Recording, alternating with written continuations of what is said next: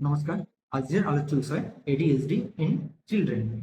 কারণ এখন আমি বেশ কিছু পিতামাতাদের দেখছি তাদের বাচ্চাদের এই সমস্যা নিয়ে আসতে এবং তারা হোমিওপ্যাথিক ট্রিটমেন্টে অনেক বেশি ভালো রেজাল্ট পেয়েছে। তো প্রথমেই জেনে নিই এডিএইচডি এর মানেটা কি। এডিএইচডি হলো attention deficit hyper activity disorder. তাহলে এর মধ্যে কি কি সিমটমস থাকবে? প্রথমেই বলা আছে অ্যাটেনশন ডেফিসিট, মানে হলো ইনঅ্যাটেন্টিভ, মানে কোনো কিছুতেই মন ফোকাস করতে পারছে না। এর মানে আপনি একটা কাজ হয়তো করতে বলছেন, কিন্তু সেই কাজটা মোটেই সম্মান করতে পারছেন না।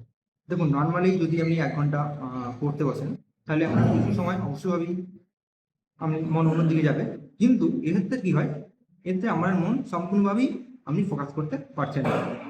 এবং এমনটা যদি বাচ্চাদের ক্ষেত্রে দেখা যায় যে তারা 1 মিনিটও মন বসাতে পারছে না কোনো কাজে বা পড়াশোনায়, সেক্ষেত্রে তাহলে আপনি বলতে পারেন যে তাদের মধ্যে ইনঅ্যাটেন্টিভনেস আছে।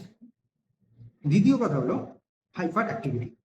হাইপার অ্যাক্টিভ মানে হলো এই সব সময় এদিক ওদিক ঘুরে বেড়ানো, মানে রেস্টলেসনেস, মানে কোনোভাবেই চুপচাপ এক জায়গায় থাকতে পারে না, এদিক ওদিক সব সময় সে ঘুরে বেড়াবে। তো নর্মালি বাচ্চাদের মধ্যে গ্রন্থপনা থাকবে, কিন্তু সেটা এই মাত্রাই নয় যে মাত্রায় এডিএসডি থাকবে, মানে সবসময় রেস্টলেসনেস।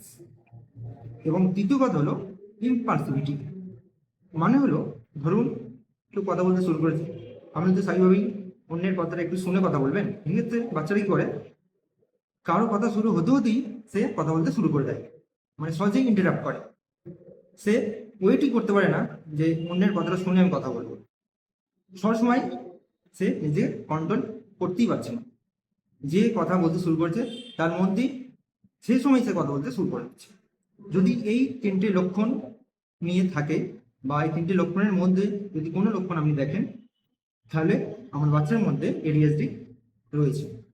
এবং এর জন্য আপনারা অবশ্যই কোনো হোমিওপ্যাথিক চিকিৎসকের পরামর্শ নেবেন। এবং আর কি ইম্পর্টেন্ট কথা হলো যে আপনি এর ম্যানেজমেন্ট কীভাবে করবেন।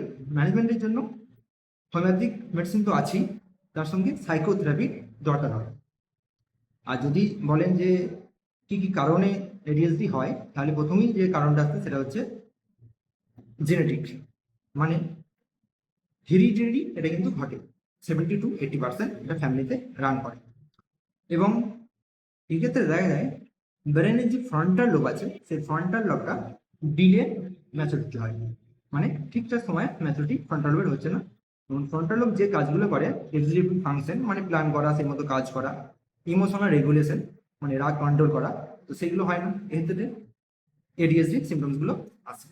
এছাড়াও যদি দেখেন যে বাচ্চা লো বার্থ ওয়েট আছে, এমন বাচ্চার মা গর্ভাবস্থায় স্মোকিং বা অ্যালকোহল পান করেছেন, তাহলে কিন্তু এই সমস্যাগুলো বাড়তেই পারে। তো আমাদের হোমিওপ্যাথিতে অনেক ভালো রেমেডি রয়েছে, তারই মধ্যে কয়েকটা আমি বলছি: টিউবারকুলিনাম, ট্যারেন্টুলা, স্টামোনিয়াম, হ্যাসামাস, ক্যালকিরা ফস, প্যারিস কোয়াডিকোলিয়া, আর অনেক ভালো রেমেডি আছে। কিন্তু মনে রাখতে হবে প্রত্যেকের জন্য আলাদা আলাদা রেমেডি। সুতরাং আমরা অবশ্যই কোনো রেজিস্টার্ড হোমিওপ্যাথিক কনসালটেন্টের সঙ্গে অবশ্যই যোগাযোগ করবেন। নমস্কার, আজ এই